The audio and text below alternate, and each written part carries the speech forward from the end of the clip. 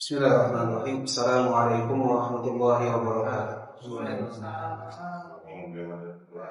Alhamdulillahirabbil alamin wa bihi nasta'inu ala umuri dunya waddin. Wassalatu wassalamu ala asyrafil anbiya'i wal mursalin nabiyina Muhammadin wa ala alihi wa sahbihi ajma'in wa man tabi'ahum bi ihsanin ila yaumiddin. Asyhadu an la ilaha illallah wahdahu la syarika lah, al-malikul haqqul mubin, wa asyhadu anna Muhammadan 'abduhu wa rasuluh al-mab'uts rahmatan lil alamin. Amma ba'du.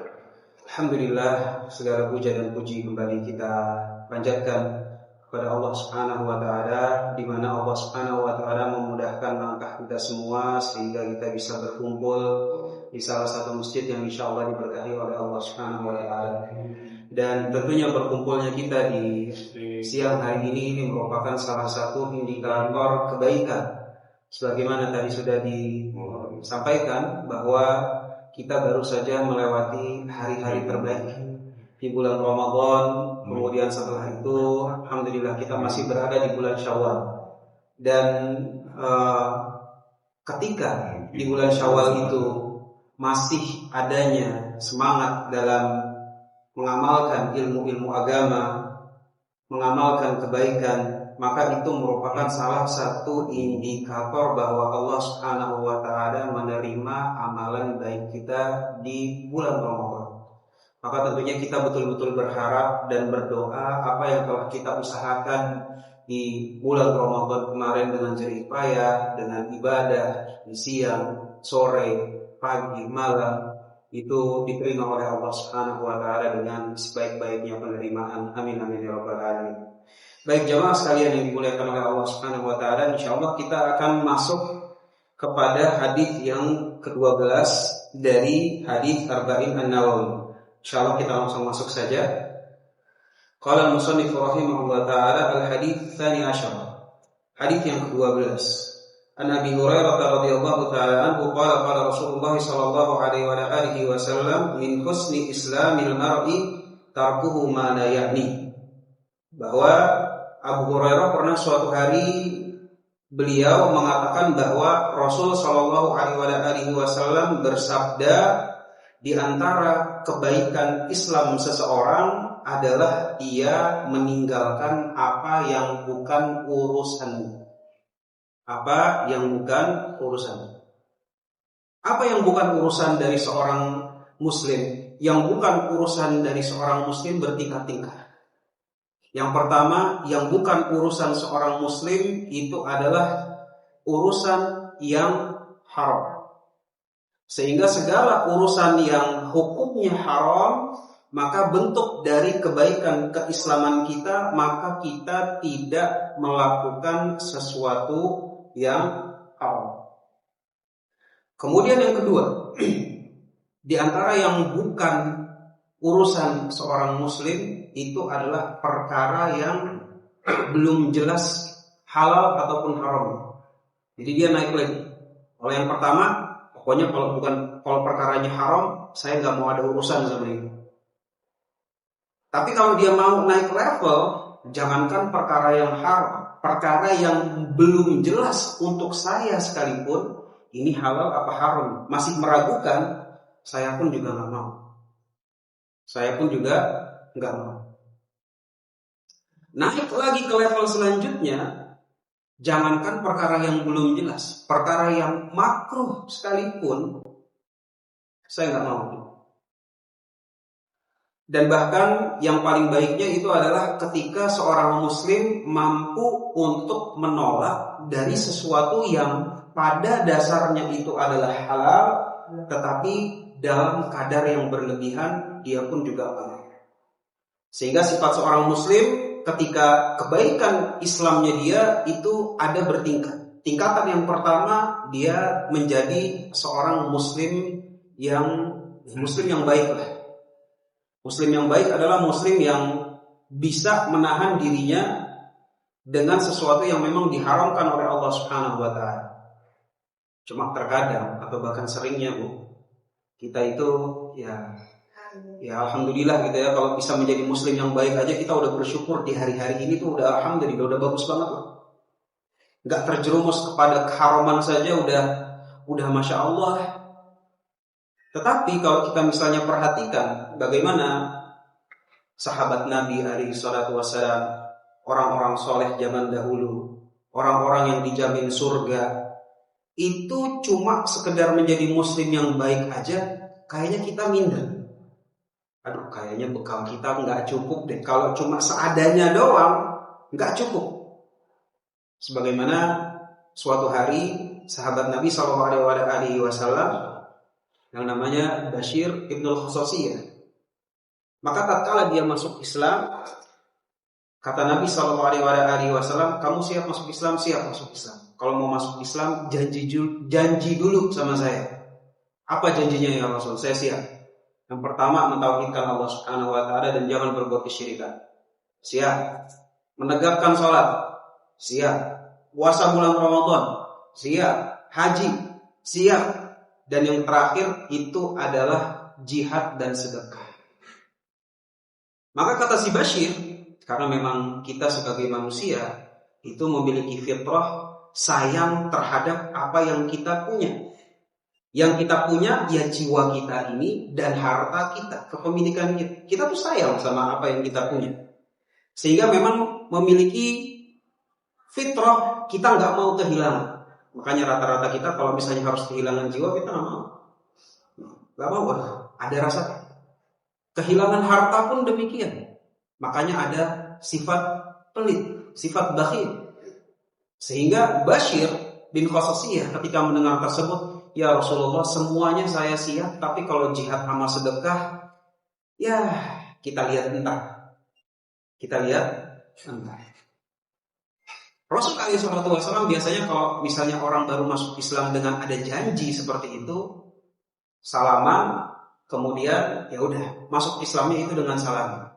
Kata Rasul SAW, langsung digenggam tangannya Bashir, digerak-gerakan sambil Rasul SAW bilang, la jihad wala shadaqah fabima tadkhulul jannata idza. Enggak pakai jihad, enggak pakai sedekah, mau masuk surga pakai apa? Kayak gitu.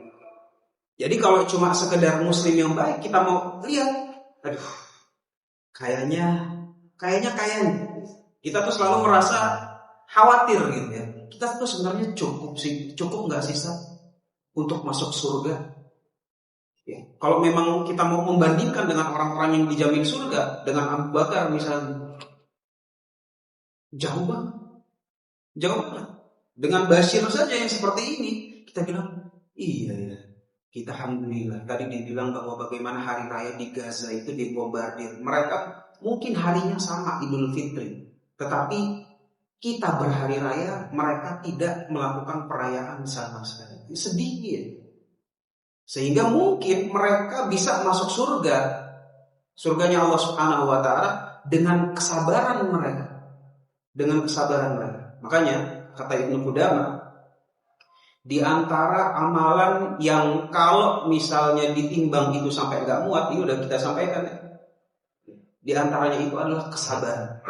Itu kalau ditimbang di yaumul qiyamah, di timbangannya Allah Subhanahu wa taala, saking besarnya pahala kesabaran tersebut sampai enggak muat. Jadi kita bilang, wah, kalau orang-orang Palestina, ya insyaallah mungkin dengan kesabaran mereka itu mereka bisa masuk surga. Kalau Bashir bin Khososiyah, iya sahabat Nabi SAW. Abu Bakar radhiyallahu ta'ala semuanya sudah dikasih untuk Allah dan Rasul. Sampai-sampai Rasul SAW itu bilang, tidak ada harta yang disumbangkan ke dalam Islam semisal manfaatnya hartanya Abu Bakar yang disumbangkan ke dalam Islam. Ketika Rasul SAW bilang kayak gitu, Abu Bakar nangis sambil dia berkata bahwa, ya Rasulullah, hidupku dan seluruh yang aku miliki adalah untuk. Jadi sampai segitunya bapak-bapak ini. Sehingga ketika kita di sini mendengar bahwa Rasul SAW bilang di antara kebaikan Islam seseorang itu adalah meninggalkan yang bukan urusannya. Level pertama, meninggalkan yang bukan urusannya adalah sesuatu yang haram. Ini level paling bawah. Level kedua, nah kita tuh berusaha, alhamdulillah, yang penting masuk dulu deh level pertama. Ya Allah, memudahkan semuanya. Jangan sampai terjerumus ke yang haram lagi, ke yang haram lagi, ke yang haram lagi, ke yang haram lagi. Tapi level pertama itu adalah memang demikian. Tapi masih ada 3 level di atas. Jadi level pertama meninggalkan sesuatu yang haram. Kalau kita sudah bisa, baru kita dorong diri kita untuk bisa masuk pada level yang kedua. Level kedua itu adalah level yang ketika kita tidak tahu hukumnya, kita juga nggak mau. Kayak contoh misalnya kita dapat rezeki yang mungkin kita bertanya-tanya, aduh ini halal apa enggak ya? Atau ini halal apa enggak ya? Mendingan kita nggak ambil. Mampu apa enggak? Kayak gitu kan, yang seperti ini. Atau misalnya kita mau melakukan sesuatu, ternyata di situ terjadi perdebatan ulama. Ada yang bilang boleh, ada yang bilang haram, ada yang bilang makruh. Kira-kira kita mau ngambil yang mana? Nah, ini level yang kedua. Level yang kedua adalah ketika ada sesuatu yang meragukan, kita memilih untuk enggak, saya amannya aja. Saya amannya. Masuk lagi level yang ketiga, ketika sesuatu itu adalah makruh. Makruh itu kan masuk dalam kategori halal sebenarnya. Halal, cuma makruh. Kalau dilakukan dosa enggak? Enggak dosa. Dia tetap halal, cuma makruh. Kenapa para ulama membatasi dengan melabeli sesuatu itu dengan sesuatu yang makruh? Supaya seorang muslim itu punya batasan. Ketika dia sering-sering bersentuhan dengan sesuatu yang makruh, maka kemungkinan besar filter antara dia dengan yang haram itu makin lama makin tipis. Yang makruh nggak akan berubah tiba-tiba jadi haram, enggak. Yang makruh tetap makruh, tetap halal. Cuma kenapa ada hukum makruh? Ya untuk di situ dikhawatirkan seorang muslim kalau sering melakukan sesuatu yang makruh, maka filter antara dia dengan haram itu makin lama makin tipis. Nah, ini level yang ketiga. Level yang keempat itu adalah bahkan sesuatu yang halal, nggak makruh, mubah sekalipun, tetapi ketika dilakukan dalam kadar yang berlebihan, dia nggak mau. Dia nggak mau. Kayak contoh, ya misalnya ada orang gitu ya, misalnya dia penghafal Al-Quran. Penghafal Al-Quran, bapak-bapak, ibu-ibu, itu paling susah diajak nongkrong. Susah. Gitu. Bro, nongkrong gak? Enggak deh, di masjid aja. Padahal kita tahu sebenarnya dia gak mau nongkrong gara-gara mau murojaah hafalan Al-Qurannya. Kita tahu susah banget ngajak dia gitu. Sekali-sekali lah kita makan sate kambing atau segala macam. Susah banget diajak. Lah emang kenapa makan sate kambing gak boleh?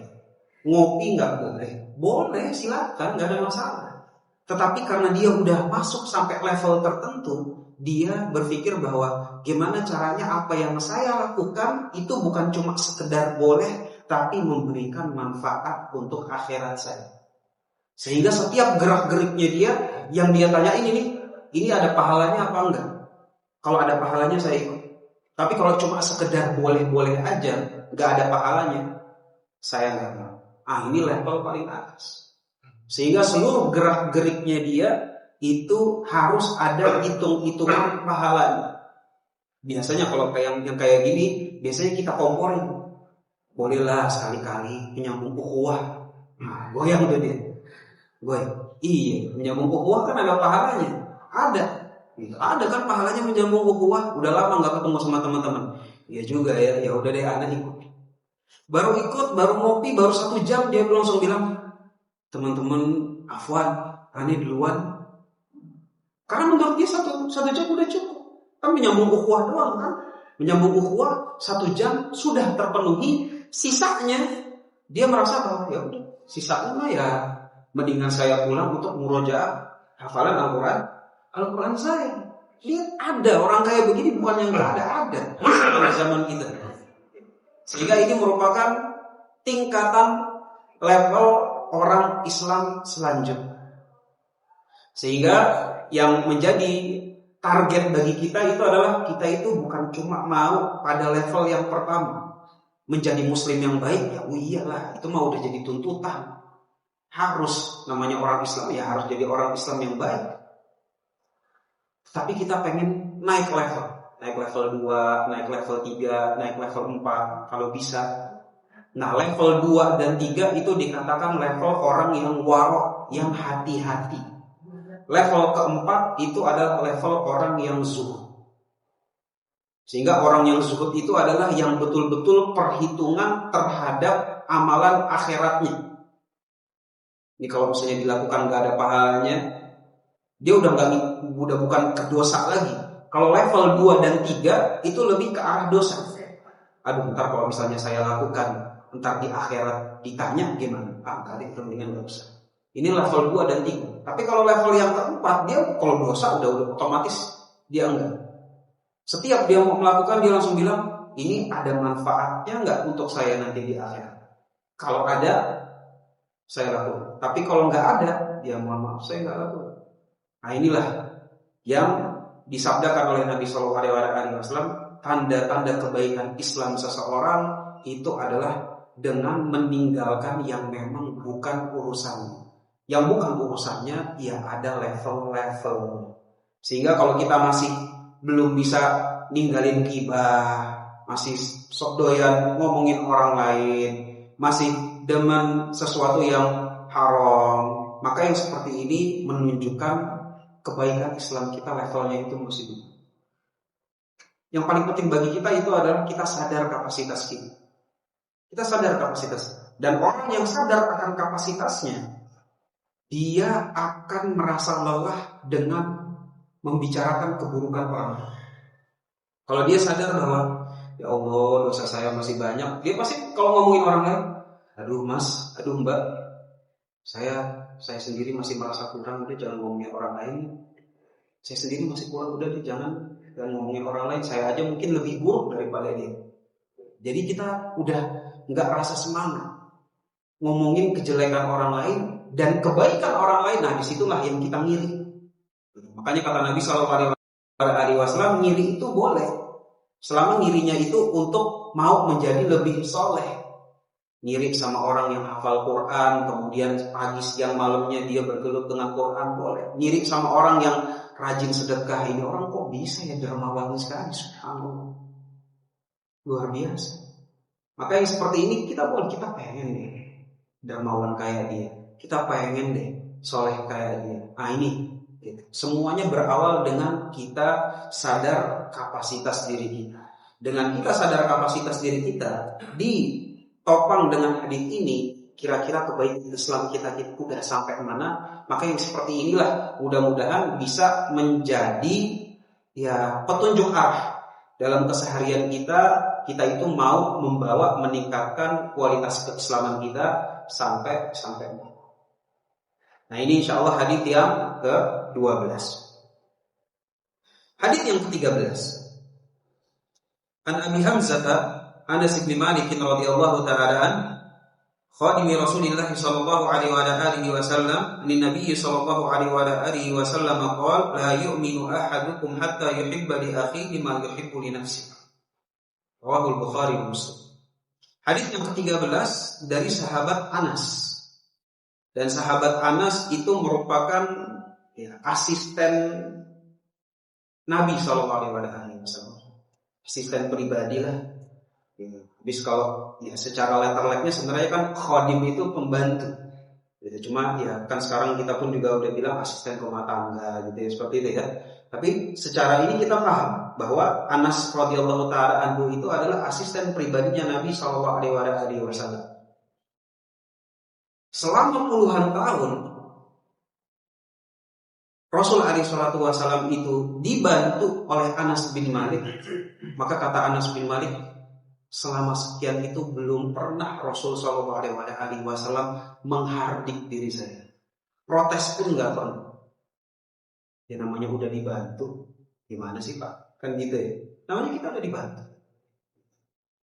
Berbeda dengan kalau kita gitu ya. Kita kan merasa ya wajar lah gua dibantu orang bayar. Kan gitu. Kadang-kadang yang karena kita merasa bayar, sehingga kita merasa bahwa kita berhak untuk marahin dia. Kita berhak untuk menjatuhkan martabat dia. Kita berhak untuk demikian dan demikian. Padahal kita cuma bayar pakai uang. Ini Rasul alaihi salatu wasallam bayar pakai ilmu, pakai iman, pakai keyakinan. Kan gitu ya. Tapi Rasul alaihi salatu wasallam enggak pernah satu pun protes kepada Anas bin Malik. Menunjukkan itu sih sabar tingkat. Enggak tahu deh Ustaz kayak gimana caranya. Itu tuh pasti sabar banget. Sabar luar biasanya sabar itu sih. Subhanallah. Yang kayak gini teladan kita sallallahu alaihi wasallam. Bukan berarti nggak boleh nasihati. Berbeda ya antara memberi nasihat dengan menghardik dan menjatuhkan martabat. Kalau memberi nasihat boleh. Mbak, mohon maaf ini lain kali begini ya. Boleh, nggak ada masalah. Tapi kalau udah sampai menghardik, bagaimana sih? Bisa kerja apa enggak sih? Kamu kok gini-gini, kemarin udah saya kasih bla bla bla bla bla bla bla bla bla. Dasar kamu, ini udah beda soal. Kalau mau kasih nasihat, kasih saran, silakan. Tapi inilah bedanya. Bagaimana Nabi Shallallahu Alaihi Wasallam yang menjadi teladan kita. Nah, Anas bin Malik sebagai asisten pribadi beliau Shallallahu Alaihi Wasallam suatu hari pernah mengatakan bahwa Rasul Shallallahu Alaihi Wasallam itu bersabda, la yu'minu ahadukum hatta yuhibba li akhihi ma yuhibbu li nafsihi.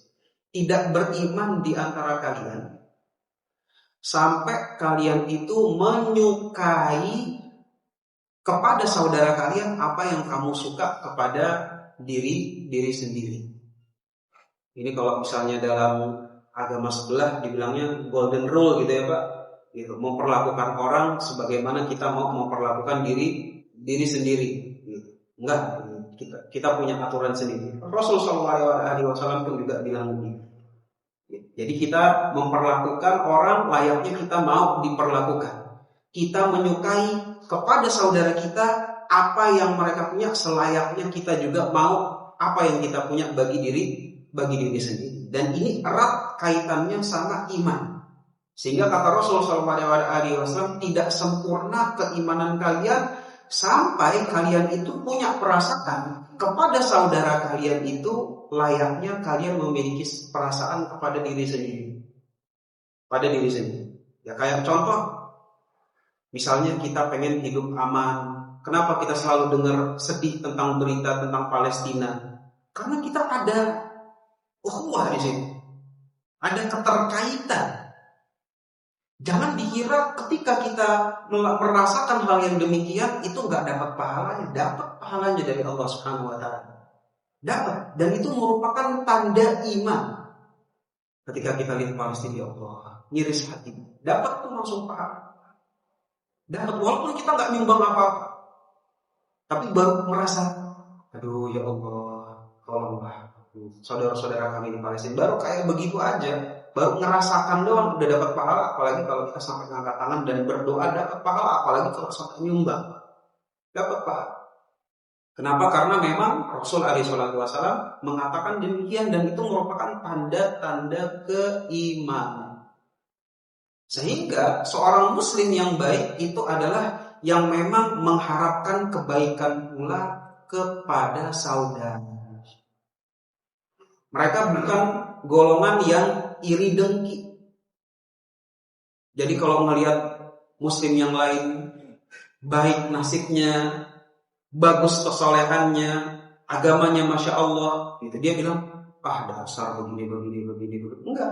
Justru kalau kita merasakan senang dengan apa yang dia punya, itu merupakan pahala buat kita, tambahan iman buat kita, tambahan iman. Sehingga masya Allah, gitu. Makanya kalau kita melihat bagaimana sahabat-sahabat Nabi SAW itu berinteraksi antara satu dengan yang lain, kita bisa lihat mereka itu berinteraksi untuk berlomba-lomba di dalam kebaikan. Ketika ada orang kaya, pasti ada juga orang yang nggak punya. Maka orang yang nggak punya datang ke Rasul alaihi salatu wasallam, bukan protes tentang masalah harta. Dia datang kepada Rasul alaihi salatu wasallam dan bilang, "Dhahaba ahlud dusur bil ujur, ya Rasulullah, orang kaya enak banget bisa dapat ekstra pahala pakai harta mereka." Ini kan bentuk protes dalam tanda kutip yang subhanallah luar biasa. Seandainya kalau misalnya kita mau protes, ya mungkin protesan kita, Ya Rasulullah, emang gak ada kerjaan buat kita nih? Proyeknya coba dong bagi ke sini, jangan yang sebelah doang dong dimajuin, kita juga dimajuin kan gitu kalau kita mau protes. Tapi orang-orang duafa di masa Rasul alaihi salatu wasallam enggak. Mereka tahu bahwa untuk masalah itu butuh skill, butuh amanah. Udahlah, kalau kita memang tidak punya skill dan amanahnya, ya kita terima. Untuk arah ke situ nggak bisa sekedar membalikkan telapak tangan. Setiap komponen dalam masyarakat punya fungsinya masing-masing. Nggak bisa kita paksain. Kalau kita dikasih proyeknya juga belum tentu kita aman, belum tentu punya skill untuk mengeksekusinya dengan baik. Ya udahlah, memang itulah kelebihan yang mereka punya. Cuma kalau mereka bisa sedekah dengan kelebihan harta mereka, nih kita yang nggak punya harta gimana ya Rasul? Kayak begitu butuh protes. Maka kata Rasul alaihi salatu wasallam, Mas, subhanallah sedekah, Allahu akbar sedekah, alhamdulillah sedekah, la ilaha illallah sedekah, zikir setiap kebaikan sedekah.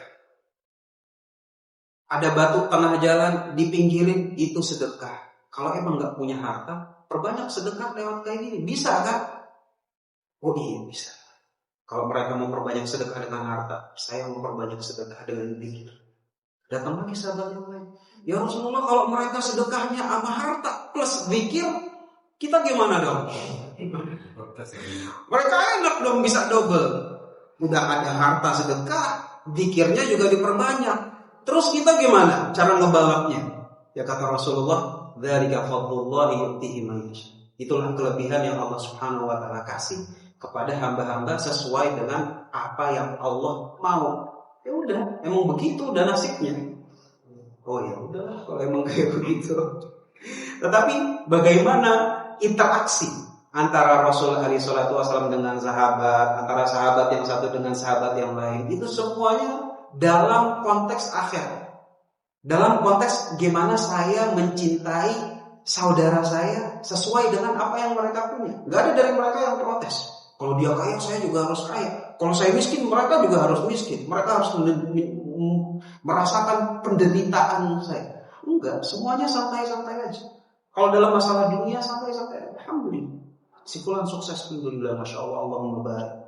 Kita doain mudah-mudahan berkah, mudah-mudahan yang seperti ini memberikan manfaat. Kita doain yang baik-baik.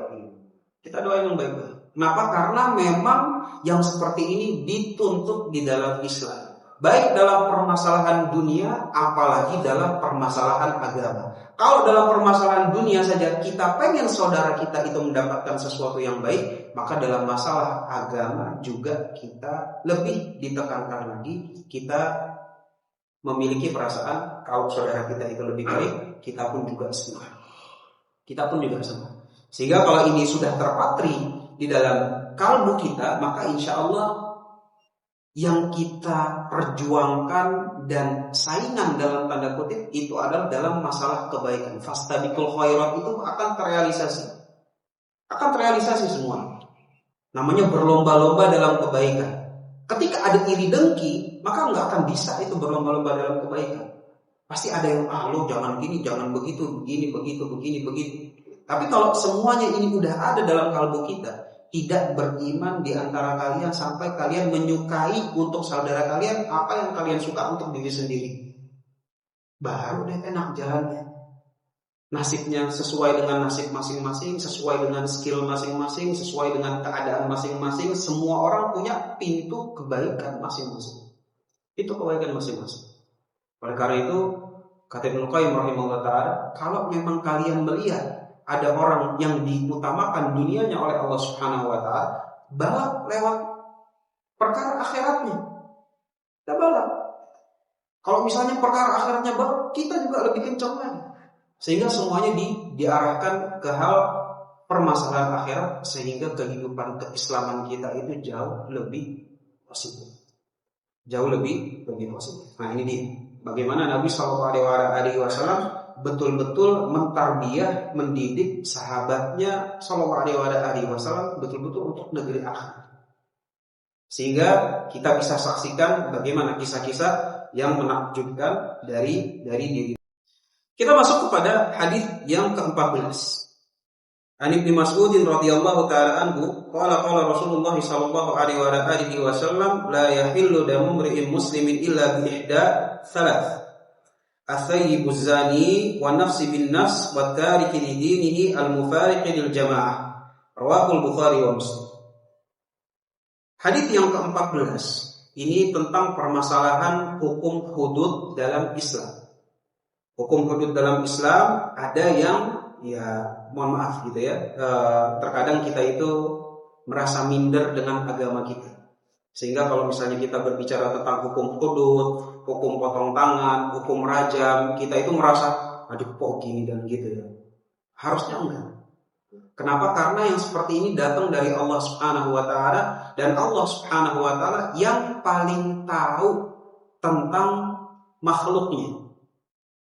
Kalau kita misalnya punya mobil, pabrikannya kasih manual kepada kita, itu pasti kita langsung taatin betul untuk manual. Bensin minimal orang 92, servis tiap 6 bulan sekali. Kalau sudah sekian kilometer masukin bengkel. Kalau ini lampunya udah nyala, tolong diginiin, tolong digituin. Kita taati. Kenapa? Orang yang punya pabrikan udah ngasih manual, ya kita tinggal ikutin. Tapi giliran manual yang dikeluarkan oleh Allah Subhanahu wa taala, somehow subhanallah ada aja kita alasannya. Jangan-jangan bisa begini, jangan-jangan bisa begitu, jangan-jangan bisa begini, jangan-jangan bisa begitu. Itu mobil kalau pakai jangan-jangan bisa begini, bisa begitu, ngadat itu mobil. Kita tahu, jangan-jangan begini, jangan-jangan nggak benar nih, ntar aja deh. Akhirnya kita tunda servis sudah benar. Ini mesin kok kayak kurang enak nih nariknya, kok kayak begini kayak gitu. Tapi ketika kita mau ngakalin masalah mobil, kita tahu konsekuensinya. Ini kalau saya nggak turutin jelek buat ini mobil. Tapi subhanallah buat diri kita udah ada manualnya, kita tetap milih. Udahlah nggak apa-apa. Udah kita tebas aja segala macam. Sebenarnya harusnya enggak. Jadi kalau manual mobil aja Masya Allah kita taatin dengan baik, maka manual untuk kehidupan, kebahagiaan dunia akhirat kita, maka hendaknya kita taati dengan lebih baik lagi. Nah, di antara hukum yang di dalam Islam yang memang ditentukan oleh Allah Subhanahu wa taala itu terkait hukum mati gitu ya. Jadi hukum mati yang pertama berlaku itu adalah yang pertama as-sayyibuz zani. Orang yang sudah menikah maka kemudian dia berzina. Hukumnya dirajam. Berbeda dengan orang yang belum menikah. Orang yang belum menikah kemudian dia berzina, hukumnya dicambuk dan diasingkan. Tapi kalau sudah menikah berzina, maka hukumnya dirajam. Yang kedua, kalau misalnya perbuatannya itu adalah membunuh dengan sengaja, an-nafsu bin nafs. Dan yang ketiga, ini adalah orang yang murtad dari Islam atau berusaha untuk memecah belah agama. Kenapa dimasukin oleh Imam Nawawi rahimahullah ta'ala ke dalam hadis Arba'in An-Nawawi, menunjukkan bahwa segala sesuatu dosa yang terkait dengan zina, yang terkait dengan membunuh, dan yang terkait dengan segala sesuatu yang bisa merusak ukhuwah, ini merupakan 3 dosa besar luar biasa. 3 dosa besar luar biasa. Jadi yang mau dimaukan oleh Imam Nawawi bukan masalah hukum matinya. Hukum matinya itu biasanya itu adalah dalam kitab-kitab fikih yang tebel-tebel gitu. Kalau kita mau ngomongin tentang jinayat, hukum hudud dan segala macam. Tapi dimasukin ke Arba'in Nawawi itu mau memberikan kesan bahwa segala sesuatu yang berhubungan dengan zina, yang berhubungan dengan pembunuhan, dan berhubungan dengan pemecah belah agama, ini merupakan dosa yang sangat-sangat besar.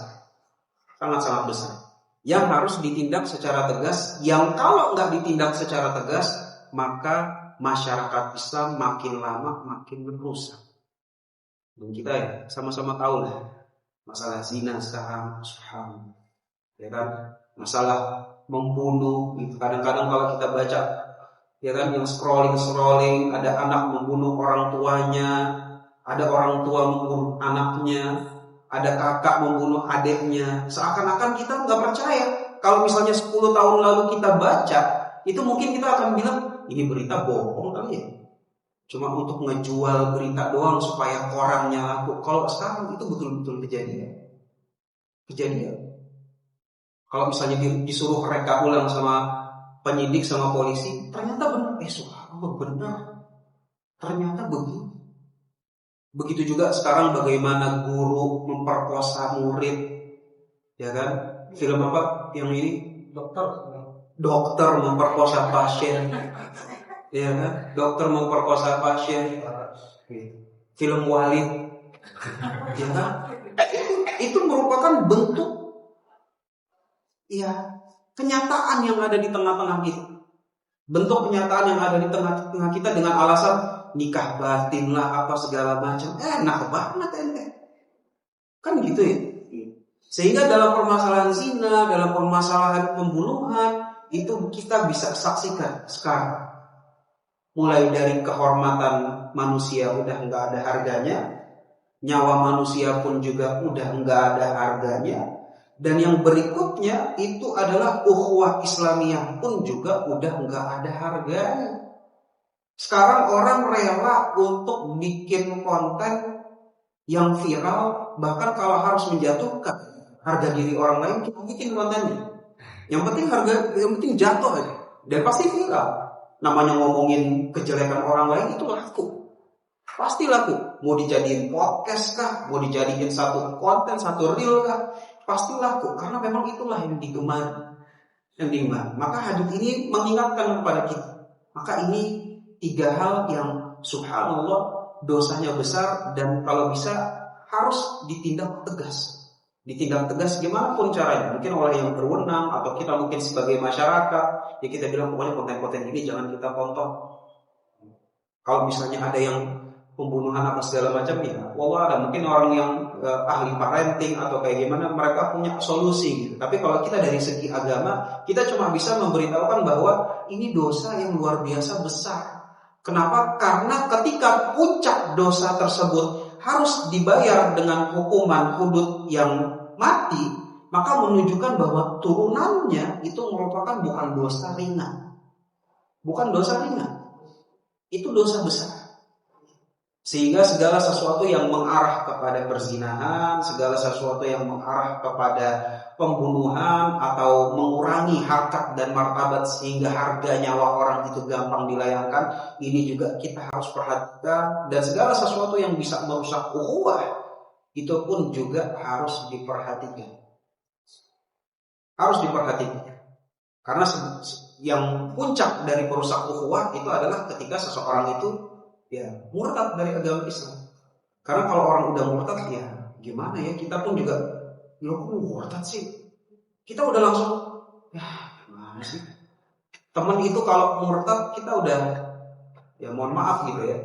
Kalau orang yang dari asalnya orang Kristen, oke, silakan, kita punya banyak teman gitu dari yang agamanya lain. Tapi kalau misalnya tadinya Islam kemudian murtad, kita langsung kok gitu sih? Gitu kan, berbeda, langsung rusak ukhuwah kalau misalnya seperti itu. Sehingga yang namanya ukhuwah Islamiyah pun juga di akhir-akhir zaman ini penting menjadi perhatian diri kita. Kenapa? Karena memang ketika salah satu dari 3 kasus yang seperti ini disinggung, ini merupakan dosa yang luar biasa besarnya di sisi Allah Subhanahu wa ta'ala.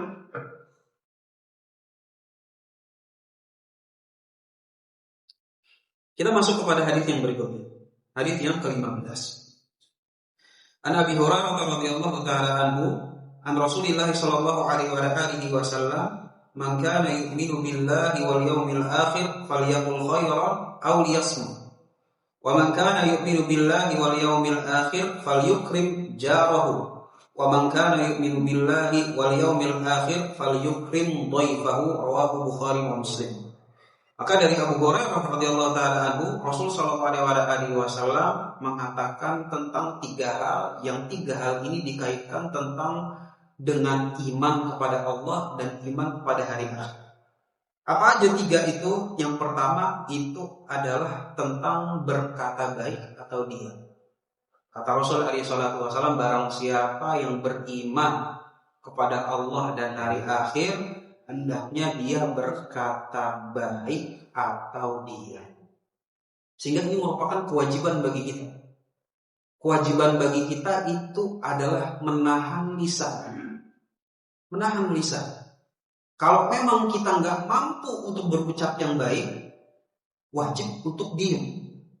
Wajib hukumnya wajib untuk diam. Wajib untuk diam. Jadi minimal yang keluar dari mulut kita itu adalah sesuatu yang mubah. Minimal. Kalau sesuatu yang wajib misalnya mengucapkan la ilaha illallah, baca al-fatihah ketika sholat, ini sesuatu yang wajib. Atau sesuatu yang sunnah sebagai menasehati saudaranya dan segala macam, bagus alhamdulillah. Tapi kalau kita mau melakukan atau mengucapkan sesuatu yang buruk, langsung ditahan. Wajib untuk diam. Makanya dahulu para salaf itu mereka menasehati antara yang satu dengan yang lain dengan mengatakan ta'allamus shamt. Belajarlah untuk diam. Memang diam itu harus dipelajari. Jujur aja, diam itu harus dipelajari. Karena kalau enggak, ya kan, biasanya harus ada pengalaman pahit dulu, Pak. Kita sama-sama tahu lah. Kalau bisa, aduh ya Allah, coba gue diam. Baru dia tahu tuh, gitu. Tapi kalau dahulu para salaf itu udah kasih tahu sama orang-orang lain, ta'allamus shamt. Belajarlah kamu untuk diam. Jadi sebelum dia menyesal dengan ucapannya, dia udah belajar bahwa kadang-kadang ini ada satu ucapan yang keluar, kemudian subhanallah, rusak keluarga, rusak hubungan, rusak reputasi, rusak macam-macam. Kalau itu udah kejadian, baru kita mikir, ya Allah, coba ya saya diam pada waktu itu. Coba ketika pas istri lagi naik suara, saya nggak balas. Kan gitu ya Pak? Iya nggak Bu? Gitu. Kalau di rumah, subhanallah. Ya, mungkin bagi suami gitu ya, bagi suami kalau misalnya istri lagi naik suaranya, tuh aman gitu. Kita diam. Gitu. Kita langsung ada deh. Ini kalau kita timpalin, wah itu bisa perang dunia ketiga. Gitu. Masya Allah. Perang dunia kelima. Masya Allah. Gitu. Tapi ya udah kita ya, ini mungkin seiring dengan pengalaman ya Pak. Pengalaman. Tapi kalau misalnya usia awal pernikahan, subhanallah, ternyata begini yang saya nikahin, baru tahu saya begitu. Tapi seiring dengan pernikahan kita tahu, kita udah belajar waktu itu, diam kita diam. Karena kalau misalnya nggak diam ya sama, kita diam. Sehingga ta'allamus shamt, pelajarilah untuk diam. Karena memang wajib bagi kita menahan lisan kita, kecuali kita bisa jamin apa yang keluar itu bukan sesuatu yang hak. Makanya Allah Subhanahu wa taala itu berfirman, ya ayyuhalladzina amanu taqullaha wa qulu qaulan sadida. Wahai orang-orang yang beriman, bertakwalah kepada Allah Subhanahu wa taala dan ucapkanlah ucapan yang lurus, ucapan yang baik. Yang kalau kita berhasil melakukan hal tersebut, bertidak berucap kecuali yang baik, maka Allah Subhanahu wa taala akan ganjar dengan ganjaran yang luar biasa. Yang pertama, yuslih lakum a'mala. Orang itu kalau udah bisa mengontrol lisannya, insya Allah yang lain gampang dikontrol. Kalau udah bisa menahan, mengkontrol lisannya, insya Allah amalan-amalan yang lain jauh lebih gampang untuk dikontrol. Ini jaminan dari Allah Subhanahu wa taala. Barang siapa yang bisa menahan lisan, yuslih lakum a'malakum. Allah yang akan memperbaiki sisa-sisa amalannya dia yang lain. Wa yaghfir lakum dzunubakum. Dan Allah Subhanahu wa taala pula akan buka pintu maghfirah dengan seluas-luasnya. Semua berasal dari menahan lisan. Makanya Nabi SAW itu ketika menasehati Mu'adz bin Jabal, sebagaimana nanti akan ada haditsnya, kuf alaika hadza. Kata Rasul SAW, nih, tahan nih lisan. Tahan lisan. Maka kata Mu'ad, ya karena memang sahabat itu orientasinya akhirat, ya Rasulullah, apakah dengan lisan kita itu bisa dijerumuskan ke dalam neraka? Maka kata Rasulullah SAW, yang paling banyak salah satunya menjerumuskan kita ke dalam neraka itu adalah dosa lisan. Dosa lisan. Subhanallah. Sehingga di sini kata Rasulullah SAW kembali diingatkan, barang siapa yang beriman kepada Allah dan hari akhir, janganlah berkata kecuali yang baik. Kalau yang baik nggak bisa, fal yasbut, hendaknya dia diam. Kemudian yang kedua, man kana yu'minu billahi wal yaumil akhir falyukrim jarahu. Barang siapa yang beriman kepada Allah dan hari akhir, hendaknya dia muliakan tetangganya. Jadi definisi tetangga itu adalah dikembalikan kepada urf, dikembalikan kepada kebiasaan setempat. Kenapa? Karena memang nggak ada dari Nabi SAW kalau tetangga itu adalah yang cuma 3 rumah ke kanan, 3 rumah ke kiri. Enggak. Pokoknya kalau tetangga ya tetangga. Ya mungkin kalau di Bintaro 1 komplek lah, 1 komplek ini tetangga. Gitu. Atau bahkan mungkin bisa jadi 1 klaster Discovery itu tetangga semua. Bisa jadi. Ya kalau misalnya kita ketemu di masjid depan, tinggal di mana Pak? Fiore. Oh tetanggaan dong kita. Kan gitu ya. Berarti bisa jadi 1 klaster itu tetangga. Dan yang namanya tetangga itu suka nggak suka memiliki tendensi untuk berbuat zalim antara satu dengan yang lain. Ini udah ada tendensinya memang Pak.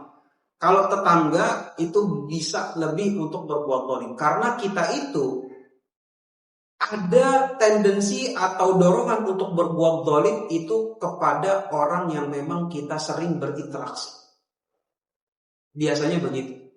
Kalau orang kita nggak kenal, nggak tahu siapa-siapa, ya kita mau zalim juga malu gitu kan.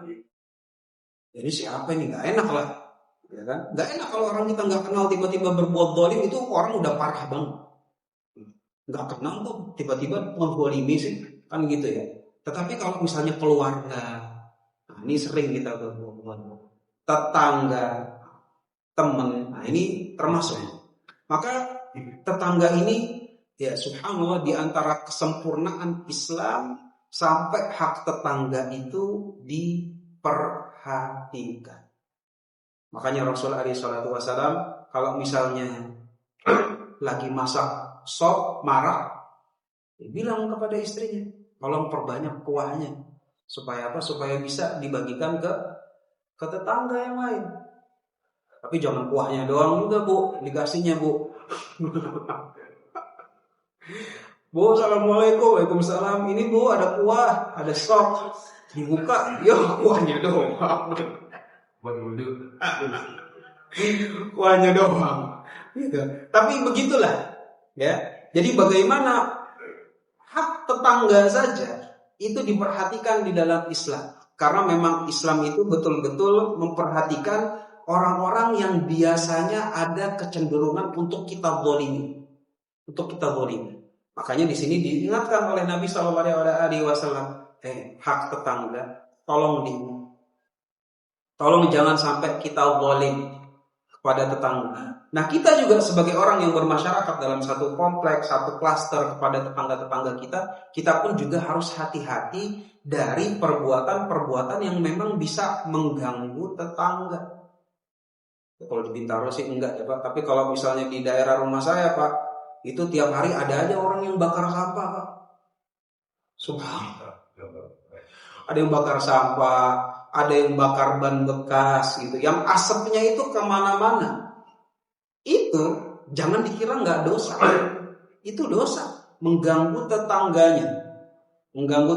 Tapi kalau ini alhamdulillah, makanya ada aturan Pak RT kalau di sini nggak boleh berisik di atas jam berapa Pak?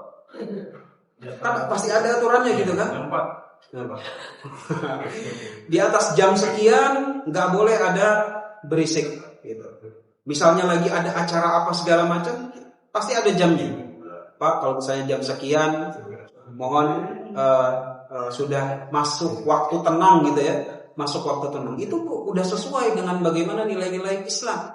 Itu karena memang perasaan tetangga itu penting. Perasaan tetangga itu penting, sehingga yang namanya tetangga itu adalah ya dia kan orang yang kalau kita kenapa-kenapa ya pasti kan yang bantuin pertama. Kalau entar kenapa-kenapa tanya Bu apa segala macam. Maka yang seperti ini penting sekali ya, supaya kita ingat bahwa yang namanya tetangga itu memiliki hak dalam Islam.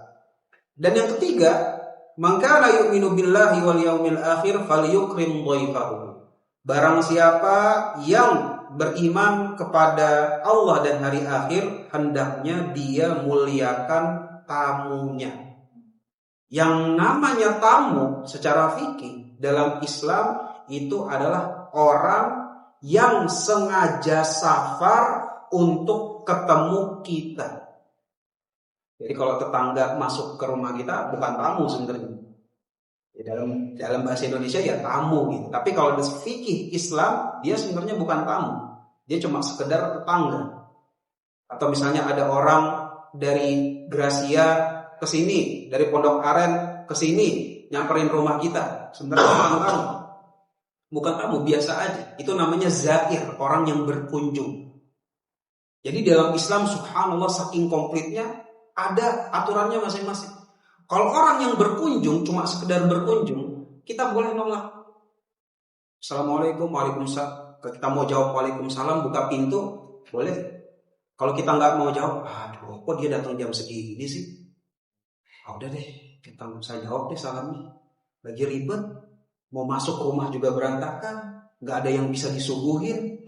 Bikin repot, udah deh, biarin aja, diemin aja. Dosa nggak dosa. Kan hak kita, rumah kita. Mau membiarkan kasih orang masuk atau enggak, itu pilihan kita. Selama dia bukan tamu, tapi dia zair, cuma orang yang berkunjung. Cuma orang berkunjung itu pilihan kita. Tapi kalau udah tamu dari luar kota, dia udah bilang, Dil, besok saya jalan ya, dari Medan ke situ. Oh iya siap bro, saya tunggu ya mas, saya tunggu ya bang.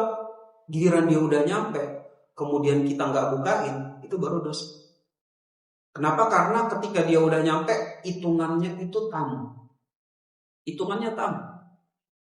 Makanya kalau kebiasaan orang-orang Islam dari zaman ke zaman itu kalau memang statusnya udah tamu, safar, itu sampai potong kambing. Sampai potong kambing. Makanya Nabi Ibrahim alaihissalam tatkala didatangin malaikat, apa yang dipotong? Ya kan? Sapi muda lagi. Kenapa? Karena Nabi Ibrahim tahu, ini orang bukan tetangga saya, bukan orang sini. Tiba-tiba datang ke sini berarti hitungannya tamu. Hitungannya tamu langsung dibilang kepada istrinya, kalau sembelih itu sapi muda. Sapi muda kan mahal, Bu. Ya kan? Biasanya kalau kita punya sapi muda tunggu gede, habis gede kita jual. Ini masih kecil, potong deh, dagingnya masih empuk apa segala macam, kita sajikan ke tamu. Kita sajikan ke tamu. Ketika dikasih ternyata nggak dimakan. Apalagi yang lebih enak daripada sapi muda? Dia nggak ada. Itu udah makanan paling luks pada saat itu. Sedangkan dikasih makanan paling enak, dia nggak mau nyentuh, maka Nabi Ibrahim langsung tahu, ini malaikat. Ini malaikat. Baru setelah dia tahu malaikat, ditanya, kamu ini malaikat? Iya, saya malaikat. Diutus oleh Allah Subhanahu Wa Taala ingin memberikan kabar. Ini ada yang di dalam Quran. Apa kabarnya? Kabarnya bahwa engkau akan memiliki keturunan. Kan saat itu Nabi Ibrahim belum memiliki keturunan. Engkau akan memiliki keturunan. Istrinya itu sampai sumringah. Kok bisa memiliki keturunan? Kita berdua nih udah tua, udah puluhan tahun nungguin keturunan. Tiba-tiba yang kasih kabar itu langsung malaikat dari Allah Subhanahu Wa Taala. Kabar yang pertama adalah kita akan diberikan keturunan. Kabar yang kedua apa? Kabar yang kedua, kita akan diutus ke negerinya kaum Lut untuk mengadili orang-orang yang berbuat itulah di sana LGBT di sini.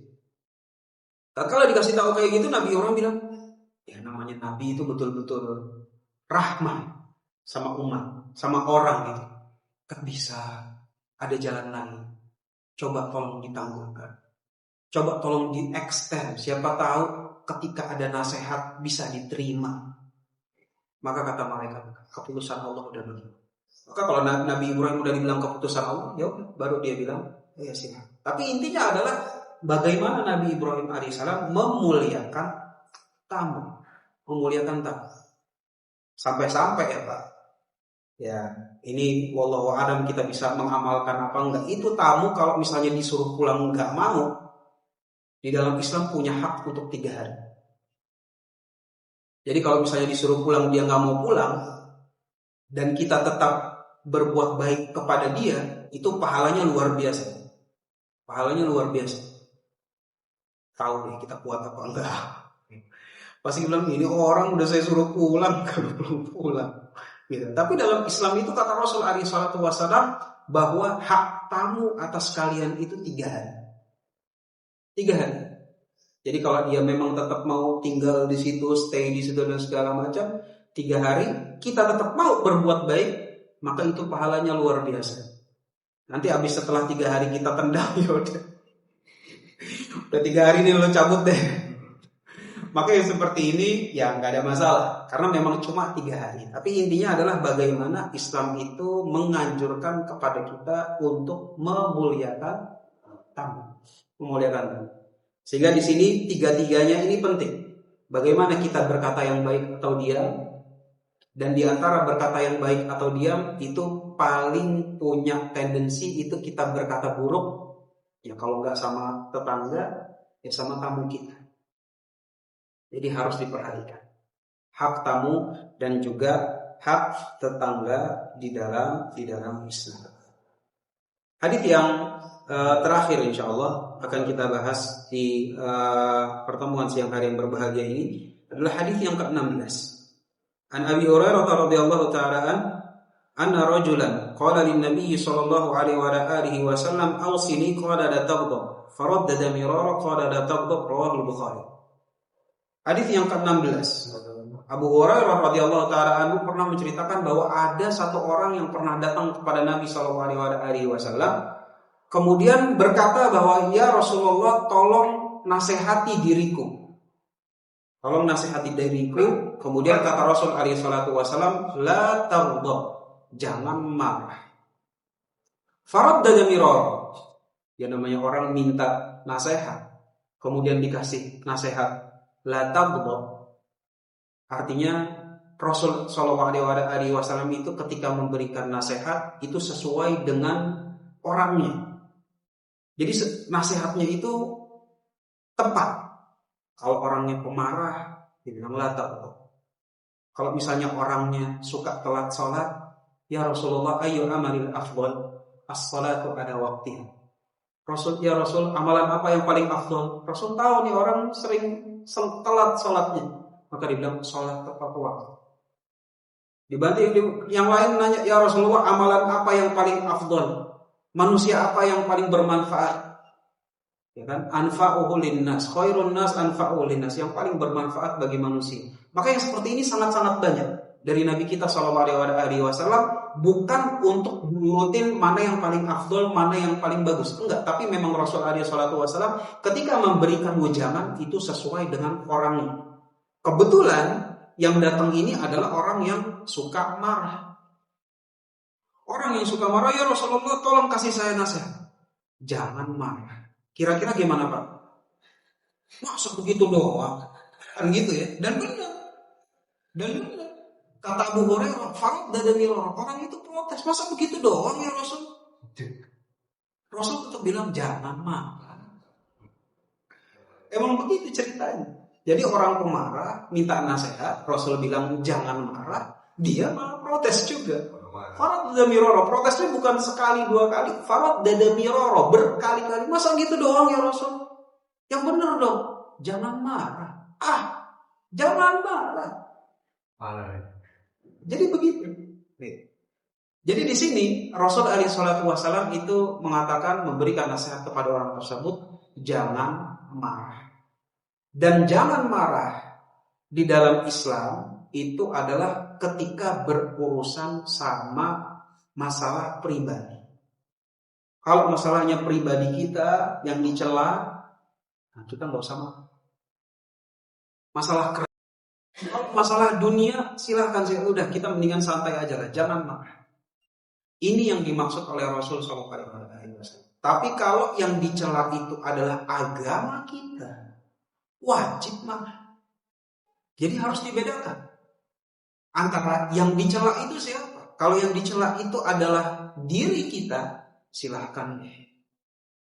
Mau dibilang gemuk, gendut, hitam, jelek, gak bisa kerja, ini segala macam, silakan Pak. Kita jangan marah.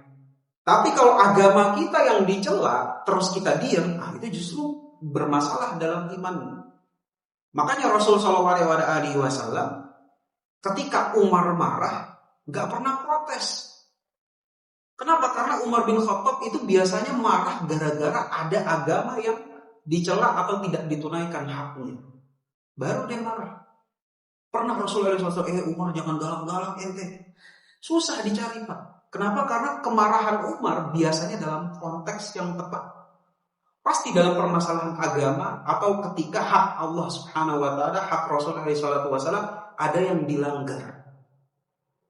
Sehingga enggak semua kemarahan itu buruk.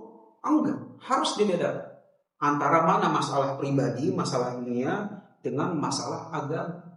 Kalau masalah pribadi, masalah dunia, ini dia nasihatnya. La taqnatu.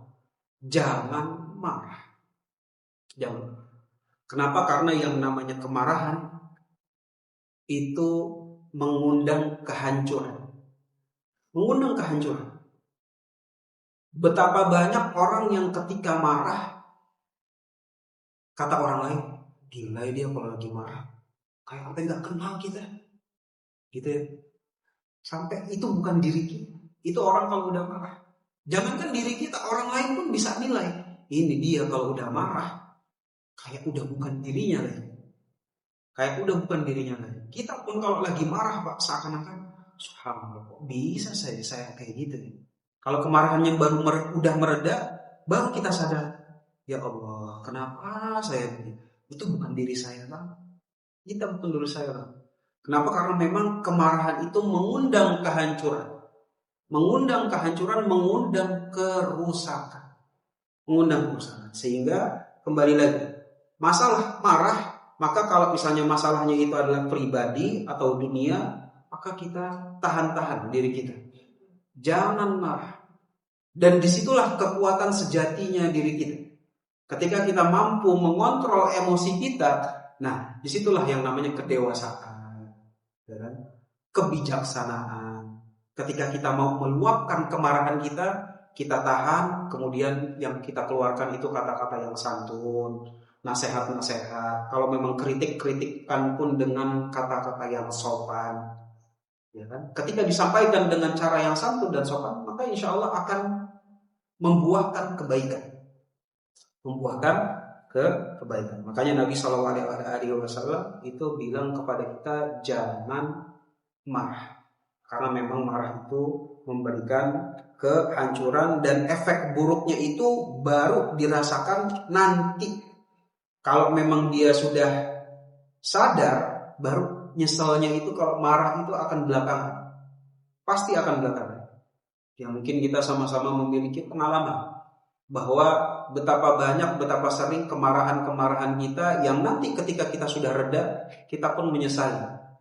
Anak kita misalnya, ya kan? Kita marahin atau bahkan kita pukul dengan kadar yang subhanallah melebihi kadar yang dibolehkan, kita langsung merasa ya Allah, orang lain aja nggak pernah kok saya pukul, kenapa anak sendiri? Kadang orang lain Pak nggak pernah kita gaplok muka, terus baru kita pikir kenapa jadi anak gue yang kena? Orang lain aja nggak pernah kok kita marah demikian. Anak sendiri, subhanallah, malah kita perlakukan demikian. Baru kita bilang, ya Allah, baru deh kita panggil nyesel. Nah, maafin bapak ya, maafin abah ya, maafin ini. Baru deh kita nyesel. Kata-kata yang nggak pantas pun juga sama. Ketika udah muncul, Allah, kenapa saya mengucapkan kata-kata demikian? Nggak pantas banget. Kenapa ya bisa begini? Nah, itu buah dari kemarahan. Dari kemarahan karena memang bisa menghilangkan akal sehat. Marah bisa menghilangkan akal sehat. Makanya Nabi SAW itu di lain tempat bilang kalau seandainya kita mau marah dalam keadaan berdiri, suruh duduk. Makanya kalau misalnya kita lagi bertengkar gitu, Pak, duduk dulu Pak, duduk dulu, jangan pegang-pegang. Nah ini kalau ini udah panjang itu urusan. Tetapi kalau misalnya dia mau duduk, itu insya Allah bisa kelar. Pak duduk dulu, oh iya. Gimana sih Pak? Runutan urusannya begini loh Mas, begini. Nah itu insya Allah akan ketemu. Tapi kalau disuruh duduk udah nggak mau, ya kan dipegang dia udah begini, tuh bakal ribet. Karena kata Rasul SAW kalau berdiri duduk dulu. Kalau duduk nggak bisa, ya mungkin ya udah selonjoran dulu lah Pak. Selonjoran dulu. Kalau selonjoran dulu nggak bisa, wudhu. Habis wudhu sholat 2 rakaat. Habis wudhu sholat 2 rakaat masih marah juga ya Allah. Nggak tahu setan apa yang masuk ini. Tapi rata-rata dari kita kalau misalnya lagi marah duduk itu udah rada tenang, rada reda. Apalagi kalau kita habis wudhu, tuh masya Allah. Pak gimana Pak? Bu gimana Bu? Mbak, ini kita bisa selesaikan dengan cara yang gimana ya supaya sama-sama ini. Nah ini orang kalau misalnya udah tenang, makanya Rasulullah SAW menasehatkan demikian supaya apa? Supaya jangan sampai kemarahan itu meluap sehingga kita terjemahkan dengan cara-cara yang kurang baik, baru penyesalan datang belakangan. La ta'um. Makanya di lain tempat la taghdab walakal jannah. Kata Nabi SAW, jangan marah. Dikontrol itu marahnya bagimu surga. Jadi Rasulullah SAW sampai bilang begitu. Orang kalau sudah bisa mengontrol amarahnya, maka insya Allah surga itu jauh lebih mudah untuk diraih bagi dia. Ya kita percaya aja. Orang yang kalau udah bisa mengontrol amarah, mengontrol lisan, insya Allah menjadi manusia pribadi yang lebih baik. Manusia pribadi yang lebih baik. Kenapa? Karena yang namanya amarah, yang namanya lisan, ini merupakan sumber dosa jariah. Sumber dosa jariah, sumber dosa kezaliman yang akan dibawa ke negeri akhirat. Sumbernya dari lisan sama dari marah. Itu dia. Berbeda dengan kalau misalnya dosa-dosa yang lain antara kita dengan Allah Subhanahu wa taala, insya Allah urusannya gampang. Angkat tangan, minta taubat sama Allah Subhanahu wa taala. Kapan taubatnya itu adalah taubat nasuha, Allah akan hapus dosanya. Tapi kalau udah dosa kezaliman gara-gara lisan, gara-gara marah ke orang lain, kemudian orang lain nggak mau maafin, itu akan dibawa ke akhirat dan akan ditagih nanti ke akhirat. Karena biasanya orang yang kita marahin kemudian dia nggak berani balas, nah itu dia. Sumber-sumber malapetaka kita itu di situ. Kita marahin, kita ucapkan dengan lisan kata-kata yang pedas, marahnya kita ungkapkan, itu biasanya kepada siapa sih? Kepada orang-orang yang nggak bisa balas biasanya, ya kan? Yang mungkin secara strata masyarakat mungkin ada di bawah, mungkin secara harta mungkin ada yang di bawah. Maka yang seperti ini harus kita perhatikan, karena kita nggak mau bawa dosa yang kayak begini sampai ke akhirat. Kalau bisa dosa yang dibawa ke akhirat itu nggak ada, ini idealnya. Atau misalnya nggak bisa, ya udahlah. Dosa antara kita dengan Allah Subhanahu wa taala. Kenapa Allah Subhanahu wa taala itu Ghafurur Rahim? Mudah-mudahan masih ada dosa yang bisa diampuni oleh Allah Subhanahu wa taala ke negeri akhir. Tapi kalau dosanya itu udah sampai sangkut paut kepada orang lain, maka kata Nabi sallallahu alaihi wasallam mengumpamakan keadaan tersebut, la tu'addunnal huquqa ila ahliha hatta yuqadila syatil jalha syatil qahma. Bahwa yang namanya tuntut menuntut di negeri akhirat itu akan kejadian sampai permisalan itu kambing yang putus tanduknya itu akan meminta tanggung jawab kepada kambing yang memutuskan tanduknya sampai segitunya. Jadi bakal ditagih, bakal ditagih. Jangankan dalam permasalahan akhirat, dalam permasalahan dunia aja, dalam perkara 10 juta aja, orang rela kok menzalimi orang lain untuk 10 juta. Pak mau yang mana nih? Yang kayak begini atau yang kayak gini? Yang kayak gini lebih 10 juta tapi ada kezaliman dikit, hajar. Rebutan warisan aja Pak, sampai rusak keluarga cuma perkara berapa misalnya 100 juta nih, adik sama kakak. Lah kok dia lebih 100 juta? Gak bisa, harus balikin apa segala macam. Kakak-kakaknya gak bisa loh, ini hak saya apa segala macam. Rusak, cuma perkara 100 juta aja. Rusak keluarga, itu masih dalam dunia. Apalagi ntar di akhirat. Di akhirat Pak, bakal ditagih. Karena di akhirat itu adalah kemungkinannya dua. Apakah orang ini masuk ke neraka, sehingga kata malaikat, kamu bekalnya gak cukup nih. Kalau bekal gak cukup, harus balik ke belakang, masuk ke neraka. Wah, saya harus ngapain? Ya kamu bisa nuntut ke si fulan. Kira-kira dituntut gak si fulan? Kalau bapak jadi orang itu, gitu. Pilihan saya masuk neraka atau tuntut si fulan? Tuntut. Walaupun dia adalah orang yang kayak bagaimana, saya tuntut. Gak mau, pokoknya saya kalau masuk ke neraka gak mau, saya tuntut sini. Gitu. Mana kezaliman yang dulu sini? Pahalanya. Kalau dia bilang pahalanya udah habis, dosa saya ditransfer ke sana, dituntut. Ini kemungkinan pertama.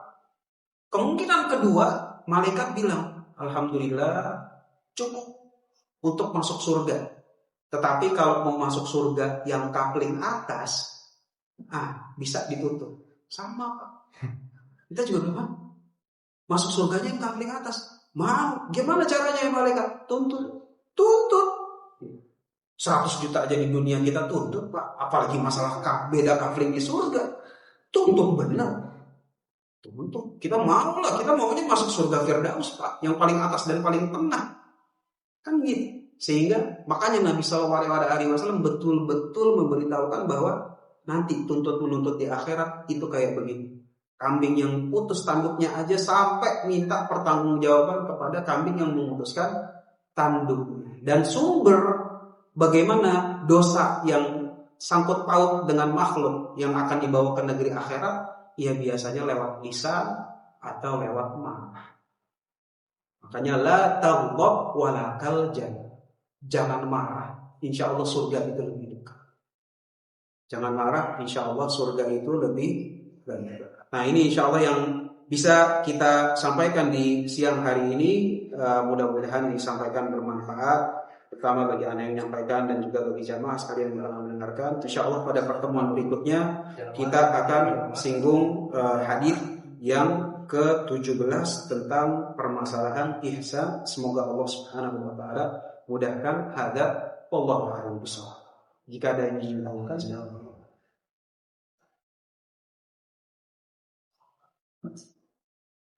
Assalamualaikum warahmatullahi wabarakatuh. Waalaikumsalam warahmatullahi wabarakatuh.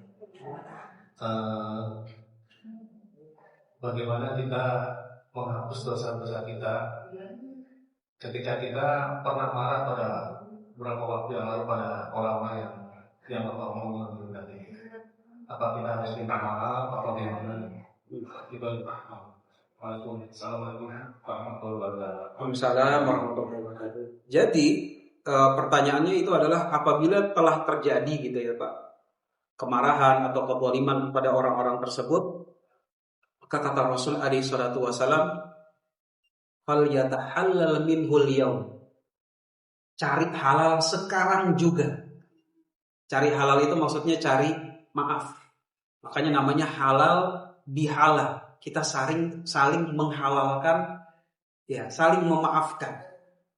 Jadi memang yang paling mudahnya itu adalah dengan langsung meminta maaf. Meminta maaf. Iya, tinggal WA aja atau telepon, Mas, mohon maaf ya waktu itu saya begini. Saya mohon dihalalkan, mohon minta maaf. Apalagi masih di Syawal gitu ya, alhamdulillah. Mumpung masih Syawal, mengucapin minal aidin wal faizin, saya minta mohon maaf lahir batin. Kalau dia bilang, oh iya Pak, dan segala macam, alhamdulillah. Tapi memang begitu. Sebagaimana kata Rasul alaihi salatu wasallam. Allah a'lam. Ya, silakan Pak Ketum. Salam. Mungkin terkait dengan masalah marah yang besar di yang penting bagaimana sikap kita. Ketika mungkin istri sama anak kita sendiri itu istri memarahi anaknya. Sebenarnya mungkin kita mau menasihati anak, tapi sama istri membela anak. Kita ikut sama istri, kedua istri anak mungkin kita ini apa yang kita harus ambil sikap kepada dia tidak mereka gitu, pada kesulitan anak kita, istri kita, atau kita memasuki dua-dua. Rasanya sih saya masih bingung banget kira-kira betul. apa saya beda ya. Baik. Assalamualaikum warahmatullahi wabarakatuh. Masya Allah, pertanyaan bagus nih Pak. Betul. Jadi gini, kalau misalnya marahnya orang tua kepada anak, maka rata-rata itu adalah marah karena urusan agama. Biasanya ya, kita misalnya marah sama anak kita, pasti bukan masalah pribadi. Sangat-sangat nggak kebayang.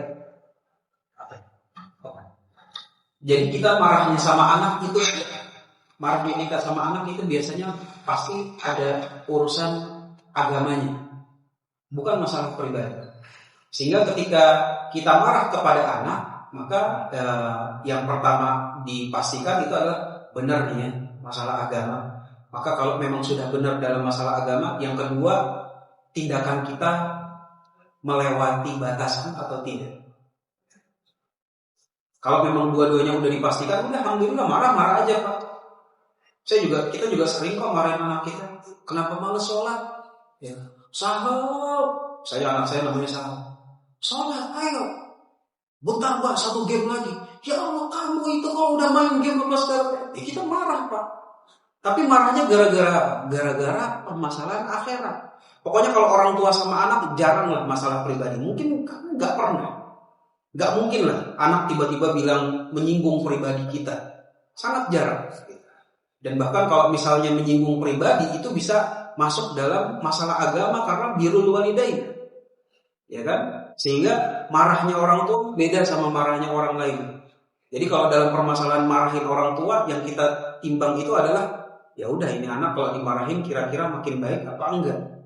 Makin baik apa enggak? Kita tinggal bilang sama istri kita, ini anak mendingan kita marahin apa enggak ya? Ini kita marahin aja.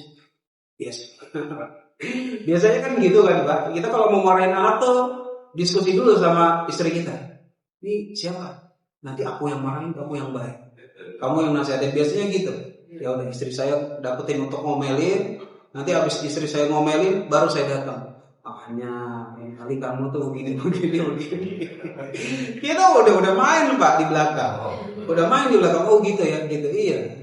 Nah, yang masalah itu kalau tanpa planning gitu ya, tanpa planning, istri udah nyala, anak juga udah nangis, nah itu kita baru bingung tuh, barulah kita di situ sih kita tabayun, kenapa sih sayang?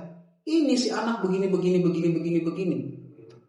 Ya, misalnya kita lihat, ya, kenakalannya apa? Itu kalau memang dalam tahap batas, udah kamu udah sabar aja, dia juga ntar aku nasehatin dia gitu segala macam.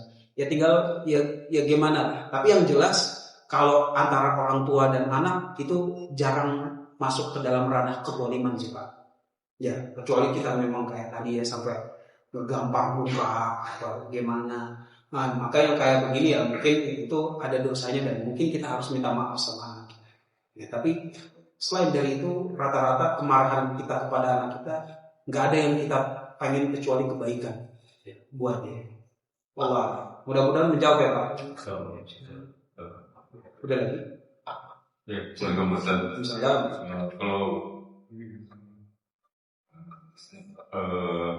seperti yang Pak Sugi tadi tanya, itu kan kalau orang yang kita marah sama orang itu sudah nggak ada atau sudah pindah dan nggak sempat kita maaf. Ya. Nah ini yang ribet Pak memang. Jadi ketika ada orang yang kita pernah marahin, tapi subhanallah sekarang udah hilang kontak lah ya. Hilang kontak, apakah memang dia sudah meninggal dunia ataupun memang udah nggak tahu keberadaannya di mana. Maka yang seperti ini kata para ulama, ya ini resiko. Itu resiko ya yang bisa kita lakukan itu adalah mungkin kita sedekah atas nama dia. Kita sedekah atas nama dia. Sedekah atas nama dia supaya nanti ketika di akhirat ketika dia mau tuntut ya dia akan bilang, malaikat kan akan kasih kamu mau tuntut nih udah ada pahala dari si fulan loh. Maka dia akan bilang, oh dia udah kasih pahala sama kita ya udah. Itu mudah-mudahan sih kayak gitu. Tapi memang itu resiko. Itu resiko. Ya mau gak mau harus kita tanggung. Sehingga ya mudah-mudahan dari situ kita ya meminta kepada Allah Subhanahu wa taala, ya Allah mudah-mudahan dihalalkan sama si fulan, bersamaan tersebut dia juga saya sedekah, mudah-mudahan ini bisa nanti bekal akhirat supaya dia maafin saya di akhirat dan segala macam. Itu yang bisa kita lakukan. Allah. Dari ibu-ibu, Bu, silakan. Ustaz, kan kita kalau mendengar lagu kurang bagus ya, kurang baik. Ya. Tapi kalau kita mendengar lagu religi gimana, Ustaz? Mendengar agama gitu. Ya. Gimana? Ya. Jadi Bu, yang menjadi perdebatan ulama itu adalah bukan liriknya. Ya kalau liriknya antara agama dengan yang nggak benar jelas gitu ya. Tapi yang menjadi perdebatan hukum fikih itu adalah alat musiknya. Alat musik. Sehingga ketika ada alat musik, ini bagi ulama yang mengharamkan gitu ya. Ketika ada alat musik, walaupun isinya bagus, tetap salah. Bagi yang mengharamkan. Tapi kalau misalnya tanpa alat musik, maka ya lirik-lirik yang nggak ada masalah, ya silakan aja. Silakan aja. Gitu. Karena memang yang menjadi perdebatan itu adalah di alat-alat musiknya, di alat-alat musik. Oh ya tentunya kalau kayak tadi kita kan sempat singgung gitu ya, kita itu mau menjadi muslim yang naik level, bukan cuma yang mengharamkan aja kita jauhin, yang nggak tahu hukumnya pun juga kita jauhin, yang makruh kita jauhin, bahkan yang mubah sekalipun kalau dalam kadar yang berlebihan kita jauhin. Maka yang di dalam ini misalnya nih, ya kan masalah musik gitu ya. Hukumnya apa? Ada yang bilang boleh, ada yang bilang enggak. Oh deh, amannya gimana? Amannya kita enggak. Ini kalau kita memang mau naik level. Mau naik level ya seperti itu. Allah Ta'ala. Ya sama-sama Bu. Baik. Sebagai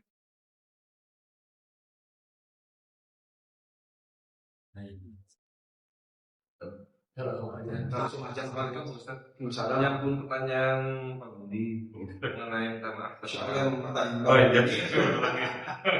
Jadi kita sudah menyampaikan maaf kita terhadap sebagian kita itu ya. Tapi hati manusia tidak tahu hanya diri dia dan Allah Subhanahu wa taala. Apakah itu menjadi ucapan balik dia? Oke, saya maafkan. Itu apa modal kita untuk berbalik di akhirat atau tetap hati dialah yang memaafkan gitu Pak? Ya, jadi ketika kita meminta maaf, kita bisa lihat mana orang yang betul-betul memaafkan, mana yang belum, gitu ya. Terkadang ada yang ketika kita minta maaf bilang, iya atau enggak ya, gimana ya? Ya mungkin ada orang yang di lisannya dibilang maafin, padahal sebenarnya dalam hatinya belum maafin. Dan itu biasanya ketahuan. Lewat cara dia menerjemahkan rasa permintaan maafnya gitu ya. Maka bagi orang-orang yang seperti ini kita usaha. Kenapa? Karena memang nanti di akhirat yang menjadi ukuran itu adalah orang yang kita zalimi. Bukan masalah di dunia, kan di dunia udah dimaafin. Enggak, bukan itu. Tapi betul-betul hatinya dia sudah memaafkan kita atau belum. Sehingga bagi orang-orang yang seperti ini yang telah kita zalimin, giliran kita meminta maaf, dia belum mau maafin, maka hendaknya kita juga ada perbuatan ekstra. Kita mencoba untuk sesuatu yang ya bukan cuma sekali dua kali. Ya kita minta sekali, kalau ternyata dia bilang, iya deh, kita tahu, ya dia masih marah. Mungkin besok lagi atau pekan depan kita datang lagi, Mas, maaf lagi nih, mudah-mudahan bisa dimaafin ya. Mungkin saat itu dia bilang, ya alhamdulillah Mas, ya, insya Allah dia maafin. Tapi memang harus ada usaha. Kenapa? Karena memang yang nanti berlaku di akhirat itu adalah perasaannya dia. Bukan lisannya dia bilang, iya sudah saya maafin. Tapi apakah hatinya dia memang sudah memaafkan atau belum? Itu yang akan menjadi patokan. Jadi seperti itu ada.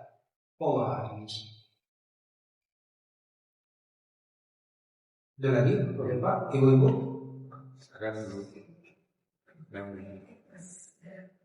Aman, insyaallah.